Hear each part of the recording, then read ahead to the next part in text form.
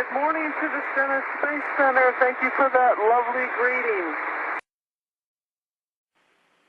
Houston on air, ground 2 for transfer. Good evening, Sandy. Go ahead for transfer. Okay, per all these call downs, I show everything complete in the MPLM, and it's actually chock full. The ISPs have foam on them. All the end cones are full of foam. There's random foam in the RSRs that they came up with, so we're full. Hats off to you and your crew. You guys have done an outstanding job. Of course, there's a little bit left to do for tomorrow, but that's nothing compared to the job you guys have already done. Well, it definitely was challenging, but everybody pitched in, and of course, I mentioned it before, we had a good plan. You guys did a lot of great groundwork getting us set, and if you guys wouldn't have done such a good job, and the folks at KSC getting stuff packed and keeping track of all the small things, it would have been a nightmare for us. But it really did go smoothly for all that we were working really hard, and we can't even tell you how much we appreciate all the work you guys did on the ground planning this out. Well, I can honestly say we enjoyed it in some weird way. Totally understand.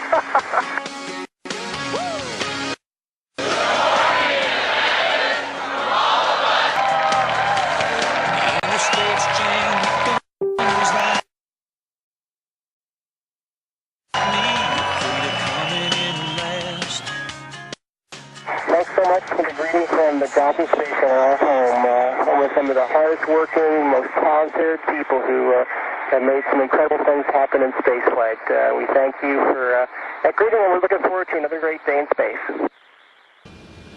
Hey, Houston, we've gathered everybody here at the No. 2 forward hatch. We have a couple different things we'd like to do today. The first of which is a special presentation, and that presentation is a special flag. That flag was handed to me personally just a few days before launch, and the crew of STS-135, the final shuttle mission, brought it to the International Space Station. And since we've been here, we've prominently displayed the flag on the forward flight deck. We actually had it there a little bit earlier on for a public affairs event, but Doug and I, Rex and Sandy, we just really liked it. It symbolized what we were all here for, and we left it there permanently, and I think it made us feel good. But we have that flag, and that flag is significant not only because we brought it up on this flight, but because it also flew on STS-1. This flag represents not just a symbol of our national pride and honor, but in this particular case it represents a goal. This flag also will be flown prominently here by the forward hatch of No. 2 to be returned to Earth once again by an astronaut that launches on a U.S. vehicle, hopefully in just a few years. Atlantis Station, Mike on the big loop. Station is ready for undocking. Atlantis copies. Physical separation, Houston. Houston copies. Undocking confirmed at 1:28 a.m. Central Time. Atlantis weighs anchor from the International Space Station for the last time. 12.5 years of shuttle missions to build and service a million-pound complex at an end.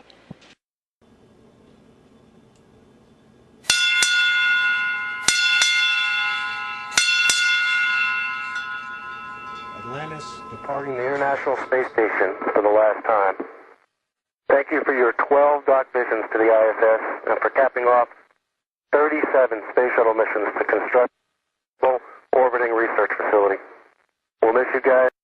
Godspeed, soft landing, and we'll see you back on Earth in the fall. Hey, thanks, Ron, USOS lead, and to the station commander, Borisenko. We appreciate your hospitality again.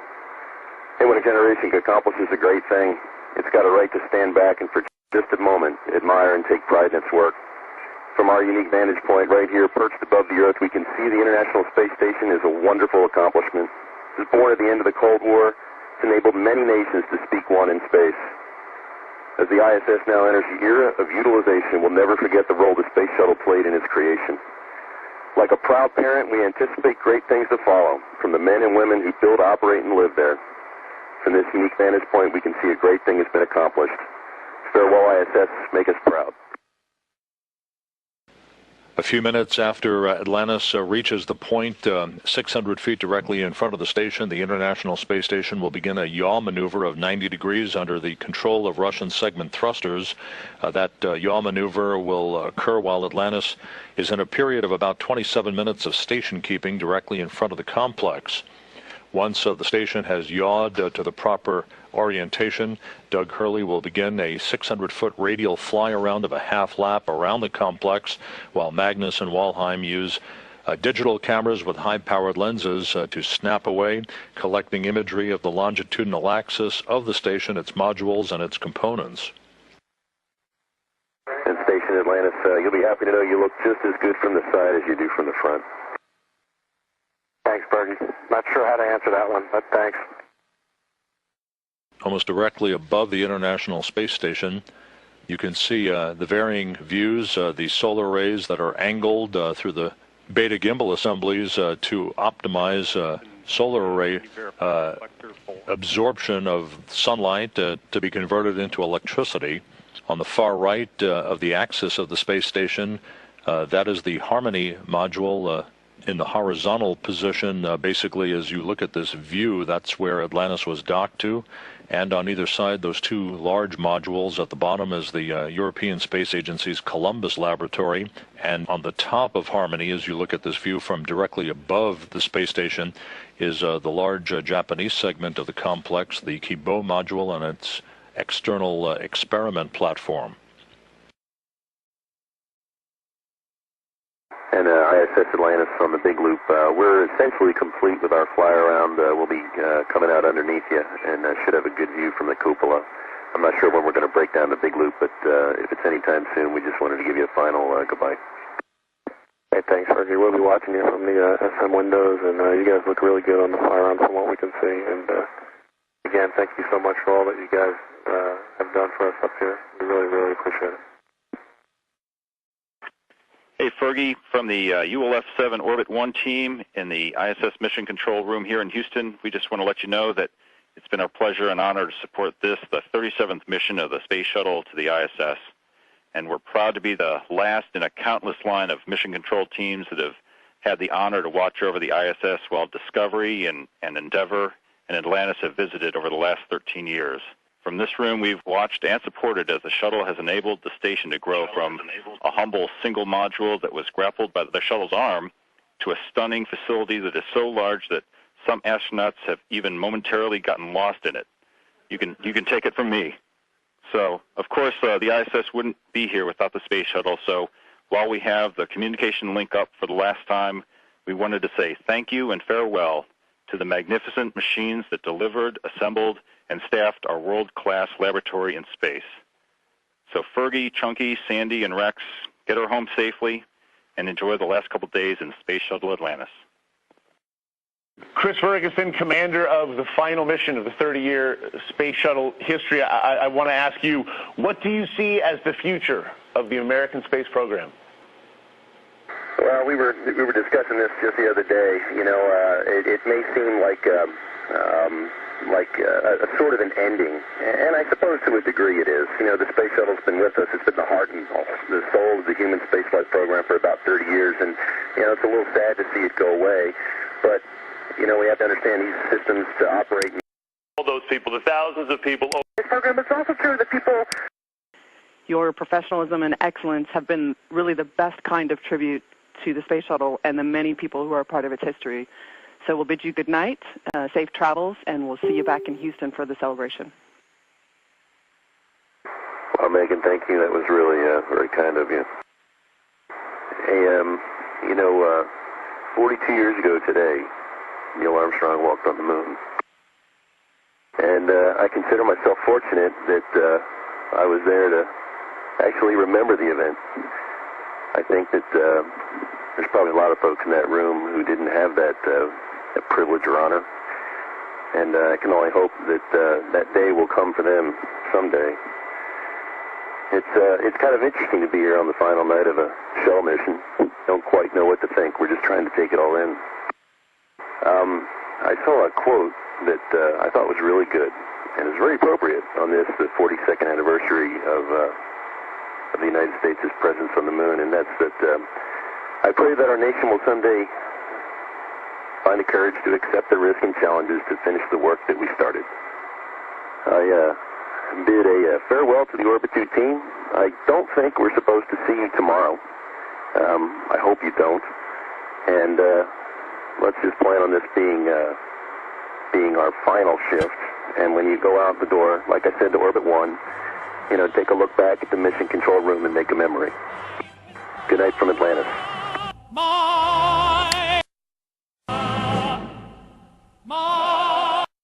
Also, for all the men and women who have put their heart and soul into the shuttle program for all of these years. Hey, thanks, Shannon. What a classic. The pre-dawn sky as the space shuttle announces its arrival at the launch site with its signature sound of twin sonic booms having gone subsonic for the last time. Hey, field inside, Houston. Copy, Atlantis. Field inside.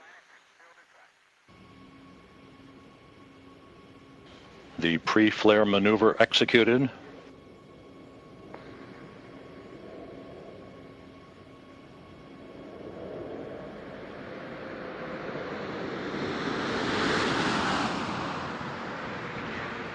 Landing gear down and locked.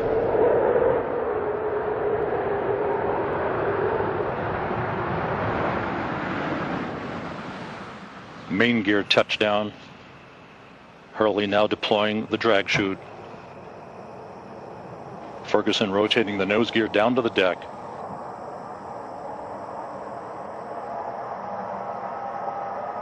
Nose gear touchdown. Having fired the imagination of a generation, a ship like no other, its place in history secured, the space shuttle pulls into port for the last time. Its voyage at an end.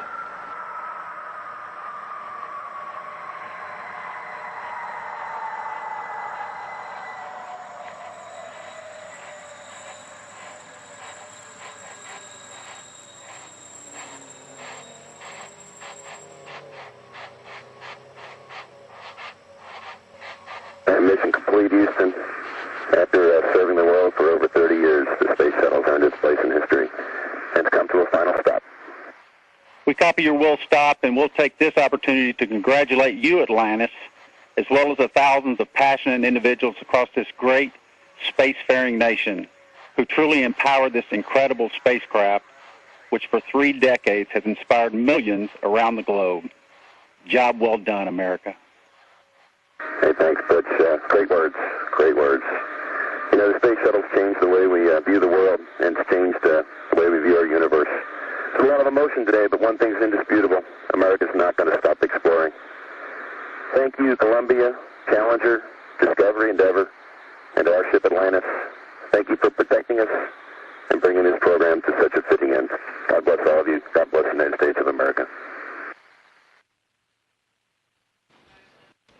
And the commander is now leaving the crew transport vehicle along with our other astronauts, being greeted by our NASA administrator and our center director, Bob Cabana.